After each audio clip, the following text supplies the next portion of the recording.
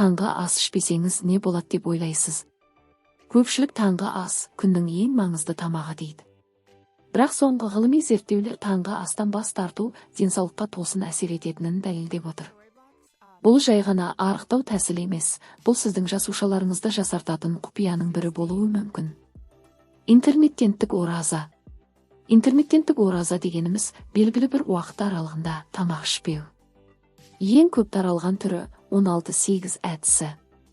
Яғни, сіз 16 сағат бойы ештеңе жемейсіз, ал қалған 8 сағат ішінде қалыпты тамақтанасыз. Көпшілігі таңғы асты өткізіп түскі 12:00-де алғашқы асын қабылдауды таңдайды. Бұл кезде денеңізде ерекше өзгерістер жүреді. Тамақтанбаған сағаттарда инсулин деңгейі төмендейді, май жасушалары энергия ретінде жанып, метаболизм өзгереді. Денеңіз өзін қалпына келтіру режиміне қосады. Қызықты факт – жасушалардың жаңаруы. Ғалымдар дәлелдеген бір таңқаларлық факт – 16 сағаттық ашығу кезінде жасушалар автофагия процесін бастайды. Бұл зақымданған жасушаларды тазалау, оларды қайта құру. Қарапайым тілмен айтқанда, денеңіз ескі бөлшектерден тазартып, жаңасын құра бастайды. Бұл жасушалық жаңару қартаюды баяулатады, иммундық жүйені күшейтеді. Денсаулыққа әсері. Қандағы қант деңгейін реттейді. Инсулинге төзімділікті азайтады. Артық майды кетіруге көмектеседі. Мидың жұмысын жақсартады, өйткені нейрондар да автофагиядан пайда көреді.